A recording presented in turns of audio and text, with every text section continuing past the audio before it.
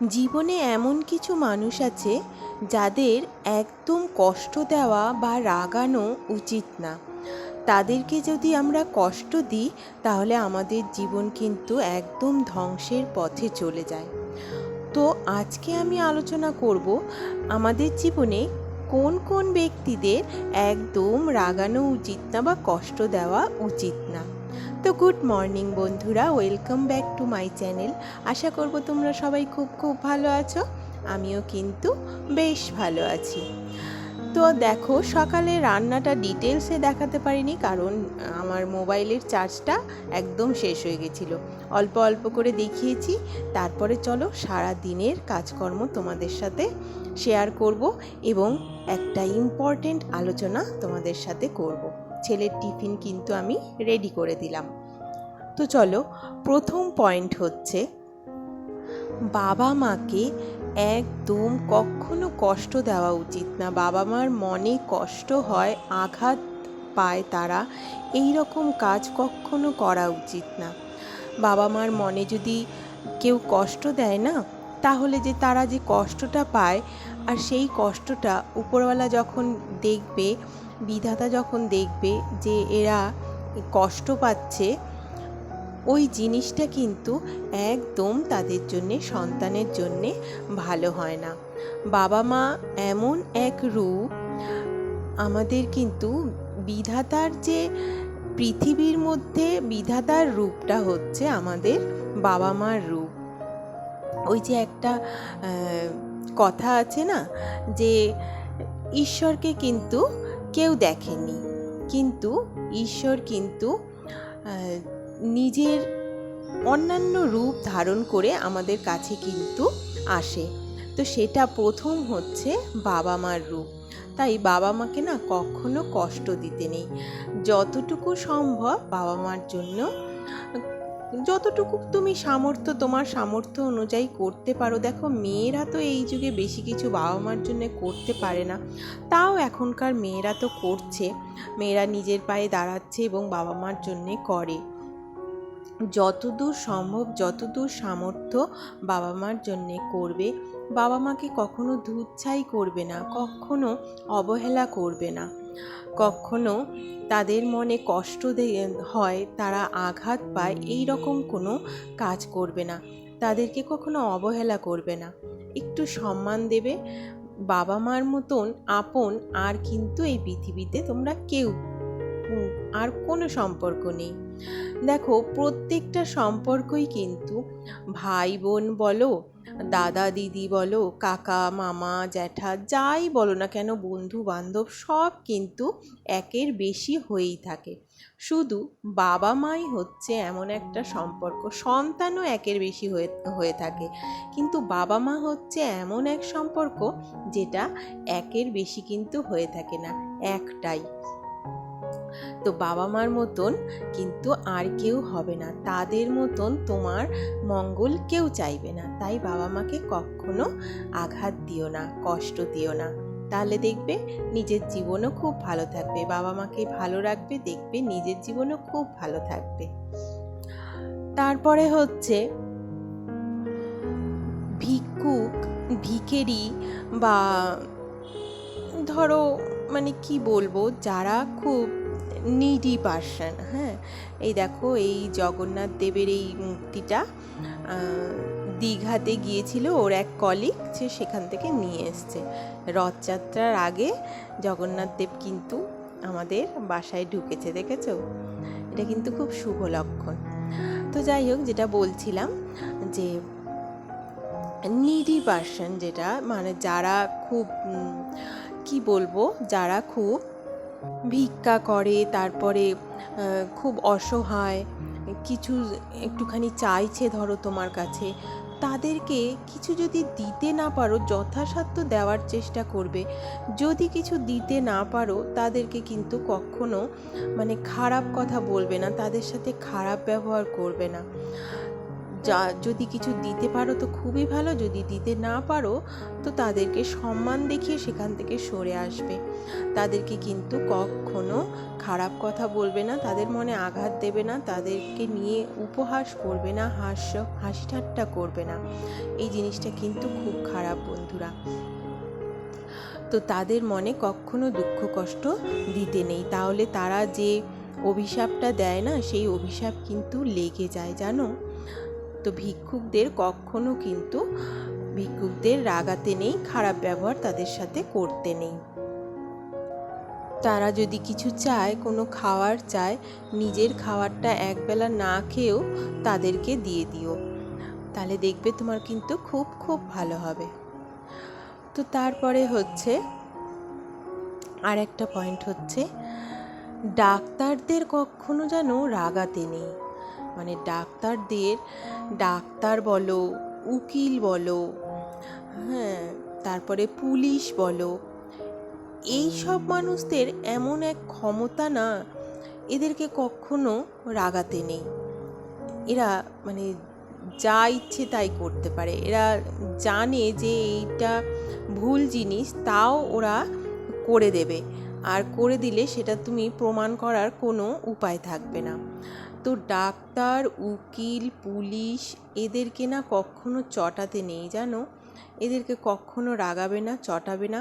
এরা যেটা বলবে হাসি মুখে মেনে সেখান থেকে খুব পোলাইটলি, খুব ভদ্রভাবে আস্তে সুস্তে সেখান থেকে চলে আসবে, নইলে খুব খুব খারাপ হয়ে যায় বন্ধুরা। তারা এমন মানে কি বলবো, এমন প্রফেশনের সাথে যুক্ত থাকে, তাদেরকে কিন্তু কখনো রাগাতে নেই।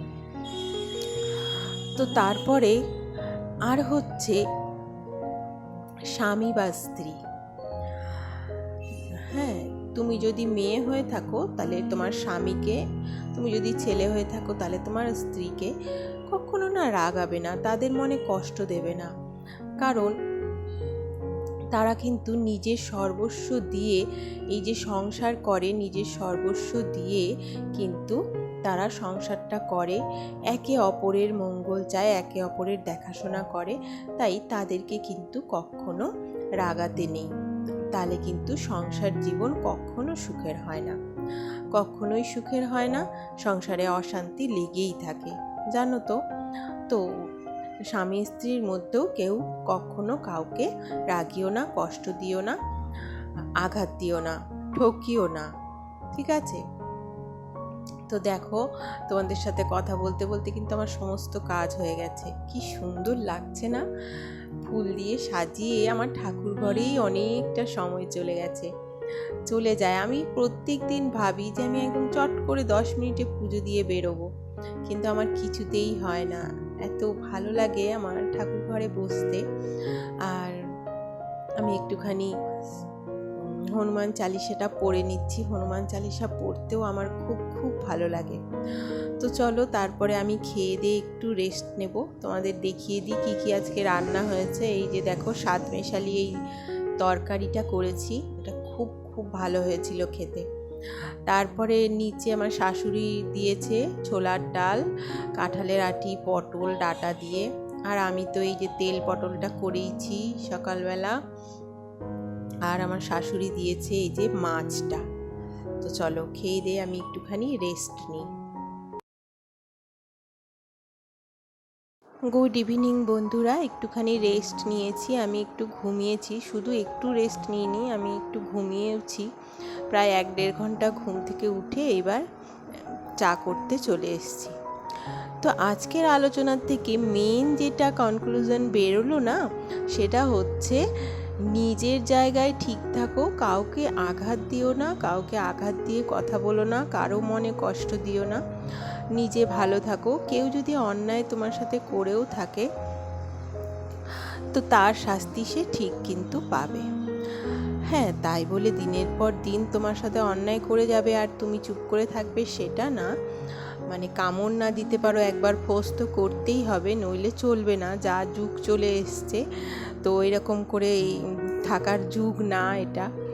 তো সৎ পথে থাকো, দেখবে তুমি ঠিক ভালো থাকবে, সুখে থাকবে।